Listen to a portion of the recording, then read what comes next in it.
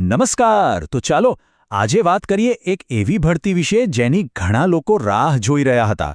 જી હા, ગુજરાત પંચાયત સેવા પસંદગી મંડળ લઈને આવ્યું છે મુખ્ય સેવિકાની ભરતી. આની બધી જ વિગતો આપણે એકદમ સરળ રીતે સમજીશું. તો આ સ્ક્રીન પર જે દેખાઈ રહી છે એ છે સત્તાવાર જાહેરાત. જે કોઈ જાહેર સેવામાં કારકિર્દી બનાવવા માગે છે એમના માટે ગુજરાત પંચાયત સેવા પસંદગી મંડળ એક સુવર્ણ તક લઈને આવ્યું છે. અને હવે એ આંકડો જેના પર બધાની નજર હોય છે.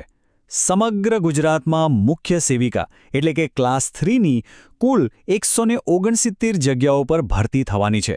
સાચે જ આ એક મોટી તક છે. આજની આપણી આ ચર્ચામાં આપણે શું જાણીશું? તો જાહેરાતથી લઈને લાયકાત અને વયમર્યાદા શું છે, ક્યાં કેટલી જગ્યાઓ છે, અરજી કેવી રીતે કરવી અને પરીક્ષાની પદ્ધતિ કેવી રહેશે, આ બધી જ બાબતો પર આપણે વિગતવાર વાત કરીશું. ચાલો તો સૌથી પહેલા એ જાણી લઈએ કે આ જગ્યા માટે અરજી કોણ કરી શકે છે, એટલે કે જરૂરી લાયકાત અને વયમર્યાદા શું છે. જુઓ, અહીં શૈક્ષણિક લાયકાત એકદમ સ્પષ્ટ છે. ઉમેદવાર પાસે માને યુનિવર્સિટીમાંથી home science, sociology, child development, nutrition કે પછી સોશિયલ વર્ક જેવા વિષયોમાં બેચલર કે માસ્ટર ડિગ્રી હોવી જ જોઈએ. અને હા, સાથે સાથે કોમ્પ્યુટરનું બેઝિક નોલેજ અને ગુજરાતી કે હિન્દી ભાષાનું પૂરતું જ્ઞાન પણ જરૂરી છે. હવે વાત કરીએ વયમર્યાદાની. મહત્તમ ઉંમર છે 37 વર્ષ.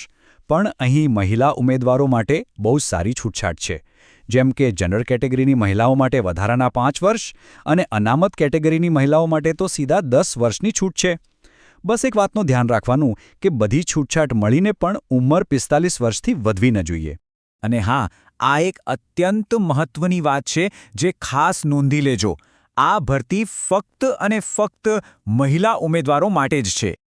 ચાલો હવે આગળ વધીએ અને જોઈએ કે આ જે કુલ 169 જગ્યાઓ છે એનું વિભાજન કઈ રીતે કરવામાં આવ્યું છે, એટલે કે કઈ કેટેગરીમાં કેટલી તકો છે. તો અહીં જોઈ શકાય છે કે જનરલ કેટેગરી માટે 69 જગ્યાઓ છે. એ પછી એસસીબીસી માટે 39, એસટી માટે 36, ઈડબ્લ્યુએસ માટે 21 અને એસસી કેટેગરી માટે 4 જગ્યાઓ ફાળવવામાં આવી છે. આમ કુલ મળીને 169 જગ્યાઓ થાય છે. ચાલો હવે સૌથી પ્રેક્ટિકલ વાત પર આવીએ. અરજી કેવી રીતે કરવી? આખી પ્રોસેસને સ્ટેપ બાય સ્ટેપ સમજી લઈએ, જેથી ફોર્મ ભરવામાં કોઈ ગડબડ ન થાય. ઓકે, આ તારીખો પર ખાસ ધ્યાન આપજો, કેલેન્ડરમાં માર્ક કરી લેજો. ઓનલાઈન અરજી શરૂ થાય છે 18 એપ્રિલ 2026થી અને ફોર્મ ભરવાની અને ફી ભરવાની બંને માટે છેલ્લી તારીખ છે 9 મે 2026. આ તારીખ ચૂકાય નહીં. અરજી કરવાની આખી પ્રોસેસ ઓનલાઈન અને એકદમ સીધી સાધી છે. સૌથી પહેલાં ઓજાસ ગુજરાતની વેબસાઇટ પર જવાનું, ત્યાં એપ્લિકેશન ફોર્મ ધ્યાનથી ભરવાનું, પછી તમારો ફોટો અને સહી અપલોડ કરવાના છે, જેની સાઇઝ 15 કેબીથી વધુ ન હોવી જોઈએ. બધી વિગતો બરાબર ચેક કરીને ફોર્મ કન્ફર્મ કરવાનું અને જો ફી લાગુ પડતી હોય તો ઓનલાઈન જ ભરી દેવાની.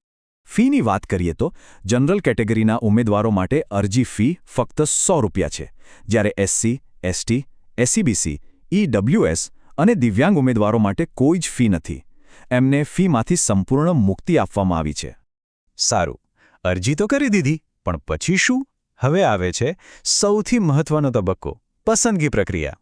ચાલો સમજીએ કે પરીક્ષાનું માળખું કેવું હશે. આ સ્પર્ધાત્મક પરીક્ષા કુલ 200 ગુણની રહે છે. પણ અહીં ખાસ ધ્યાન આપવા જેવી વાત એ છે કે આખા પેપરમાંથી અડધો એટલે કે 100 માર્ક્સ તો ફક્ત જોબ રિલેટેડ અને ટેકનિકલ નોલેજના જ છે. બાકીના 100 માર્ક્સમાં જનરલ નોલેજ, ગુજરાતી અંગ્રેજી ભાષા અને ગણિત જેવા વિષયો આવશે.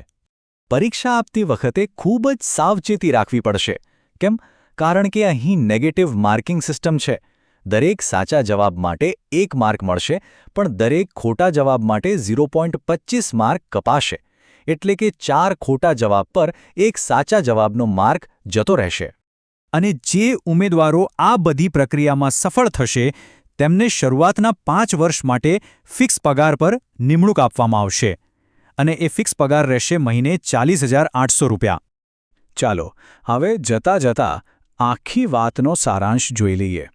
કેટલીક એવી બાબતો જે અરજી કરનાર દરેક ઉમેદવારે ખાસ યાદ રાખવાની છે.